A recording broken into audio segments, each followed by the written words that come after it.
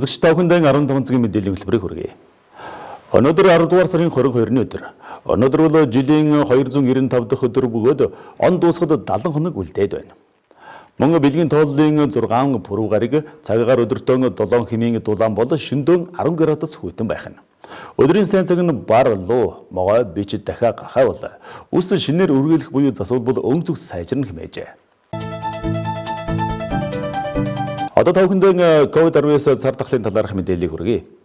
Өнөөдөр халдварт өвчин судлалын үндэсний төв, Зооноз өвчин судлалын үндэсний төв Дархан уулс Сэлэнг аймгийн вирус судлалын лабораторид 547 сорьцод шинжилгээ хийхэд нэг хүнээс коронавирус илэрсэн байна. Өнөөдөр түүхэнд болсон үйл явдлуудыг үзэгч та бүхэндээ хүргэе.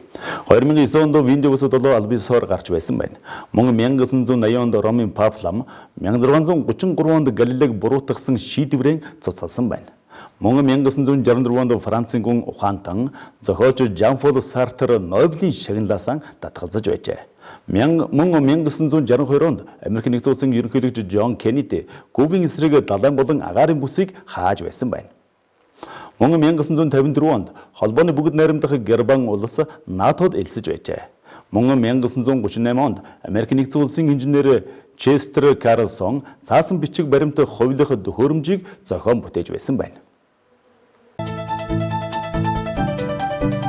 Одоо үзэгч та бүхэндээ эх оронд болсон мэдээллийн хөтөлбөрийг хүргэе. Төгжрлийг 40-60% бууруулна. Улаанбаатар хотын нийтийн тээвэрт өдөртөө 900 ширхэг автобус 500 мянган зорчигчид үйлчилж байна.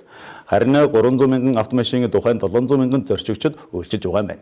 Автобусны үйлчилгээг сайжруулснаар Улаанбаатар хот дэх төгжрөл буюу автомашины хэд хэрэглээг бүрэн бууруулж болох юм хэмээн бизнес эрхлэгчдийн хамтж холбооноос мэдээллээ.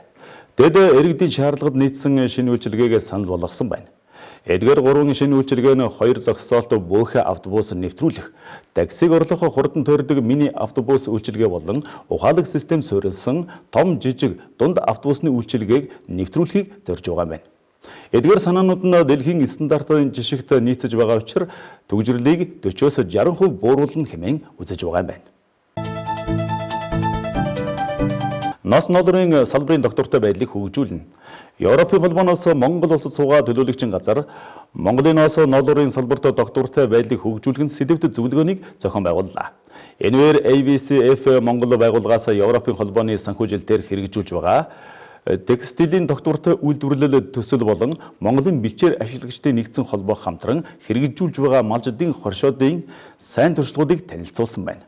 Зөвлөгөөний үеэр доктортой нос ноолур бэлтгэгч малжидын хоршоодын өнөөгийн нөхцөл байдал доктортойг хэрэгжүүлсэн мөшгөх боломжтой түүхийн эд бэлтгэлийн сайн туршлагыг танилцуулж малжинаас хэрэглэгч хүртэлх нэмэн хүртэхийн сүлжээнд доктортой байдлыг хэрхэн хангах талаар санал солилцсон байна. Монгол хятадын хэвлэл мэдээллийн ээлжид форумыг захим хэлбэрээр Монголын сэтгүүлчдийн нэгдсэн эвлэл бүх хятадын сэтгүүлчдийн холбоо хамтран зохион байгуулсан байна.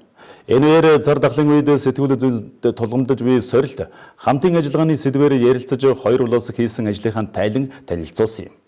Мөн энэ арга хэмжээний үеэр өнгөрсөн 11 жилийн хугацаанд уламжлал болон тогтоосон Монгол хятад хоёр орны хэвлэл мэдээллийн форумаас дараагийн 10 жилийн хамтын ажиллагааны зорилго чиглэлийг тодорхойлсон тунхаг бичгийг гаргасан юм. Залуу хойч үедээ түүх соёлоо түгээн дэлгэрүүлж өвлүүлэх үүднээс өнөөдөр Монголын бурхан шашны төв гандан дэгчлэн хийдийн дэрэгдэх эрдэм соёлын хүрээлэн соёлын яамтай хамтран Монгол төрийн сахиусны өргөө түүхэн баримтат кино болон Монголын сүмхийд 20 дугаар зууны ихэнх ном, уран бүтээлүүдийг олон нийтэд танилцуулсан байна.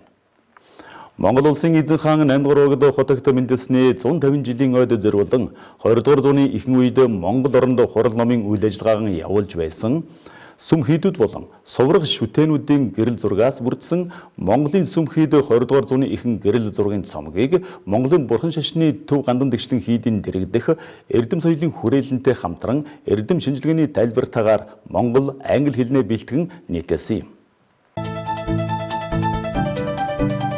Бидэнтэй уулзагч та бүхэнд баярлалаа. Та бүхэнд одоо гадаад мэдээлэл хүргэе. Дэлхийн эдийн засгийн форумаас гаргасан судалгааны тооцоололоор технологийн хөгжлийн үр дүнд 2025 он гэхэд 26 орны дунд болон том үйлдвэрүүдэд 85 сая ажлын байр алга болж 97 сая ажлын байр шинээр бий болно гэж үзэж байгаа юм байна. 10 дугаар сарын 20-нд нэгдсэн Jobs Research Summit бол олон улсын онлайн баг хуралд тулгуурласан тайланг олон нийтэд ил болгож нийтэлсэн юм. Тус форум нь энэ сарын 23-ны өдөр хүртэл үргэлжлэх юм байна. Бүгд найрамдах Солонгос ард улсад коронавирусын эсрэг вакцинд хийлгсэн 5 иргэн нас баржээ. Тодорхойлбол эхний нас баралт баасан гарагтай бүртгэгдсэн бөгөөд 17 настай хүү вакцин хийлгэснээс 2 хоногийн дараа бие нь муудаж нас барсан юм.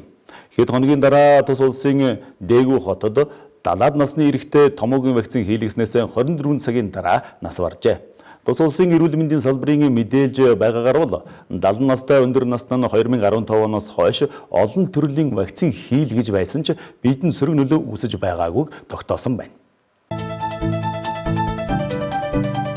Энэтхгийн нийслэл Дели хотод агарын чанарын индекс өглөөний 8 цагт 459 байсан нь жил бүрийн энэ үед агарын чанар анх удаа онцгой байдлын түвшинд хүрсэн тохиолдол болжээ. Эмээс тус хотод одоогийн байдлаар сургууль цэцэрлэгийн үйл ажиллагааг түр зогсоож байгаа юм байна. Афганистаны Жалалабад хотын стадионд Пакистан явах иргэд виз олох ажиллагаа зохион байгуулах үеэр 11 эмэгтэй хүмүүсийн хөлд гიშгэгдэж амь алдсан байна. Уг хэрэг өчигдөр буюу 10 дугаар сарын 21-нд болсон байна. Амь насаа алдсан хүмүүсийн дийлэнх нь 35-аас дээш насны иргэд байжээ. Мөн энэ үеэр 13 хүн хүнд бэртэж эмнэлэгт хүргэгдсэн байна. Эдгээр болон босоод мэдээллийн дэлгэрэнгүй 20 цаг 30 минутын 24 цаг мэдээллийн хөтөлбөрөөр хүлээн авч үзээрэй.